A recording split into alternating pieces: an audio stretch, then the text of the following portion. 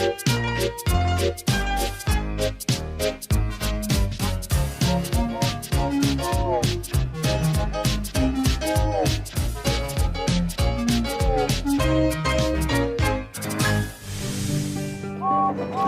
was a beautiful autumn day on the island of Sodor. All the engines were working very hard.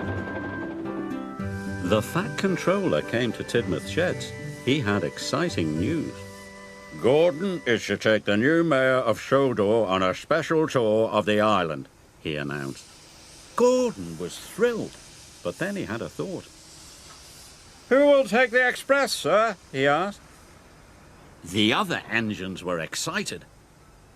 Pulling the express was an important job. Everyone wanted to be chosen, but the Fat Controller chose Emily. When the Fat Controller left, Emily was very happy, but Gordon wasn't impressed. The express is the longest passenger train on the island, he sniffed. I always cross the island twice by tea time. You'll never do that. I've got big wheels and I'll do my best, said Emily. Big wheels don't make a big engine, boasted Gordon. Everyone knows I'm the best. Thomas thought Gordon was showing off. Twice before tea time, he puffed. That will be hard.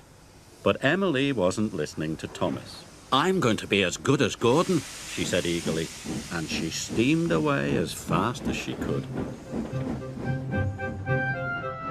Emily puffed into Knapford Station. She was looking forward to taking the express, but it was very, very heavy.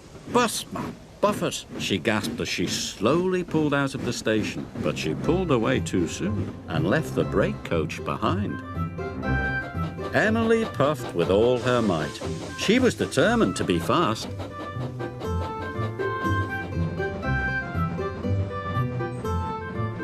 Emily crossed the island once in good time. I am as good as Gordon, she puffed proudly.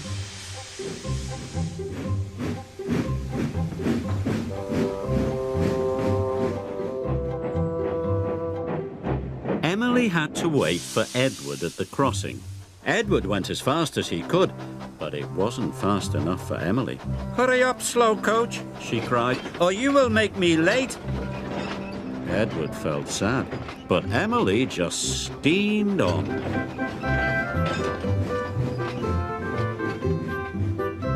Emily stopped in Maithwaite Station. The express was a guaranteed connection with Bertie the bus. But Bertie hadn't arrived. He'd had a flat tyre and was running late. Emily tried to wait.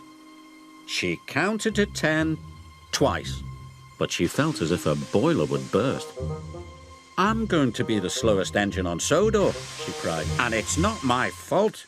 And she puffed away. When Bertie arrived, Emily had already left. Emily needed to take on water, but James was at the water tower. He was pulling the slow goods train. Emily wanted to go first. It doesn't matter if you are late, she said. You must wait your turn, said James crossly. Express trains don't wait, said Emily. And she left without taking on water. Emily went faster than ever. Her carriages rocked and rolled, and her passengers were biffed and bumped and bounced.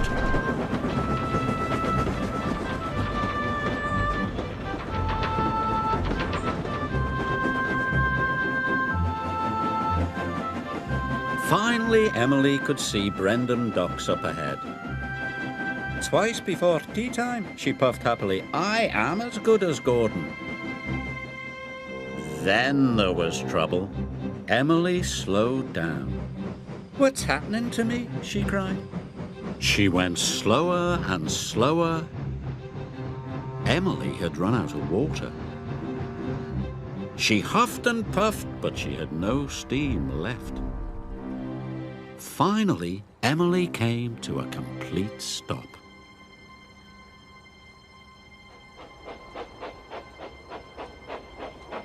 The Fat Controller arrived on board James. He was very cross. "You should have waited," said the Fat Controller, "and now you have caused confusion and delay. You left the brake coach, stranded Bertie's passengers, and bumped your carriages. You must learn to be more patient." Emily knew the Fat Controller was right. She felt very bad. She was only trying to be as good as Gordon. "I'm sorry, sir," she said sadly. James pulled Emily into the docks. Then he went back to collect the express. "Now I need an engine to take the slow goods train," said the Fat Controller. Emily had an idea. "May I take it, sir?" she said, "if I promise to go slowly?" The Fat Controller thought it was a grand idea. "The slow goods train needs lots of patience," he said. Emily was pleased. She was determined to do a good job.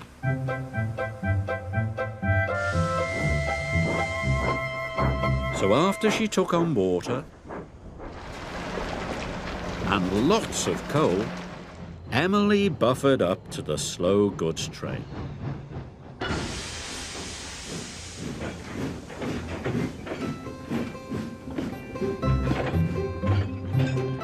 She stopped at all the right stations